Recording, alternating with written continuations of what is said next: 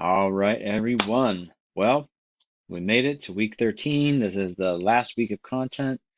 Really important week. The stuff we'll talk about today, very practical stuff, and also a lot of it, especially from a permaculture perspective, we will see out in Colorado. What's really nice about permaculture and transition towns, which is the main topics of this week, although we're also going over regenerative agriculture, which you got a taste of earlier.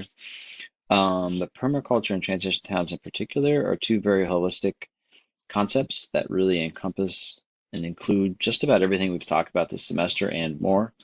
So that's another reason why, they sort of I say these to the last week because they really do tie everything together in a lot of ways, as you'll see. And so regenerative agriculture is also pretty holistic as well, but not quite as much as permaculture and transition towns. So yeah, so transition towns are they're originally created in the early 2000s. Bob Hoskins was the guy that's credited with creating this concept. Originally, it was about surviving peak oil, which, believe it or not, was a big thing in the early 2000s, and it was legitimate until fracking kind of knocked that out of the picture, for better or worse. And so it still is a an idea that we should prepare for the eventual scarcity of oil, which is going to happen, whether it's 10 years from now or 100 years from now, nobody quite knows. But there is a finite supply of oil, so we are going to have to transition away from it to something else. And it's also become, and I would say more so, become a preparation for the impacts of climate change. We're already seeing these impacts happening. I mean, the evidence is clear. 2024 was the hottest year recorded in human history, which is like 100, well, since we've been taking temperature records for about 150 years.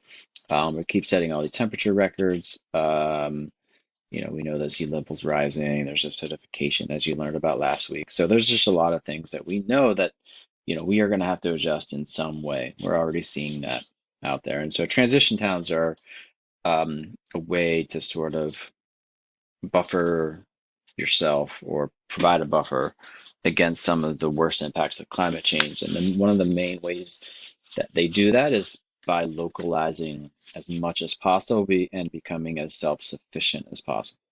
So you'll see a big thing with transition towns. It's all about local solutions to these bigger problems and smaller problems. Underlying transition towns is the concept that you can't have these top-down, one-size-fits-all solutions. Everything should be local. Every locality has something to offer, and every individual in every locality has something to offer. And so there's just a lot of aspects to this, everything from growing your own food, to using more public transportation, to using renewable energy, to using regenerative agriculture, to even things like fixing your own clothes and canning your food and being able to fix your own car and fix your own house, whatever.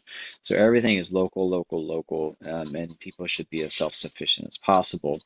And part of the local resources that is like a very strong undercurrent through transition towns is your local community. So as you'll see, these are very community-oriented initiatives. And people in transition town movement firmly believe that you really need to develop a really solid um, community where people feel that they can rely on each other. And in addition, people in your community are there to help offer services that to do things that you're not able to do, and to offer training and how to, develop skills that you don't have that might be helpful. So very, very community oriented, very localized, and very much solutions focused. And so transition towns really try to implement solutions, take action. They're constantly doing things to take action, take action. Um, if you're interested, the town of Media up near me, it's just over the border in Pennsylvania, Media, Pennsylvania. They are an official transition town, so they do have meetings, they have a lot of initiatives. Um, and if you ever get a chance, I suggest you go up there and visit and kind of look at some of the things they have. Permaculture is one of my favorite concepts because it's so holistic, it's so practical, and you can use it in so many different ways. Um, there's a lot to it, but permaculture has these 13 design principles that, again, it's not about a one size fits all solution. It's about having these guiding principles to help you navigate through life in a more sustainable way. And the whole purpose is to develop sustainable human communities.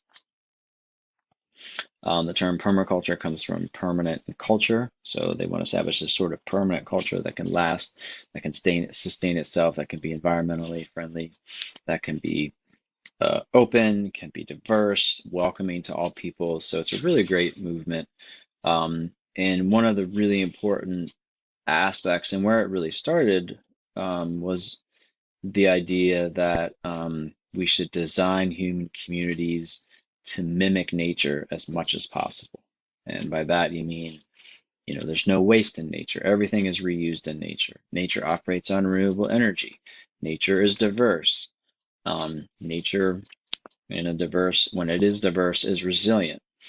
And so that's really at the heart of permaculture, is that we really need to look to nature for solutions, right? So these anthropogenic solutions are not going to get us where we need to go. I mean, we really just want to be as close to nature as possible. And that, as I'm sure you should know anyway, from past lessons, that this is really closely related to some of the other concepts like the regenerative agriculture, the cradle to cradle concept, circular economy, and other things that we've talked about. So that's permaculture. I hope you enjoy it. I really like permaculture. It's just very practical. And again, permaculturalists are very solutions focused. They're very action oriented. They're very much like, what skills can we develop and how can we deploy them? And they're always finding ways to deploy. I mean, they're very, very active, which is another thing that I really like about permaculture. They do talk about theory and some of the, sort of like general, like what's going on and what's wrong with the world, but also they always try to address it in a very positive, forward-thinking way and action-oriented way. And regenerative agriculture is very similar, and we have talked about that.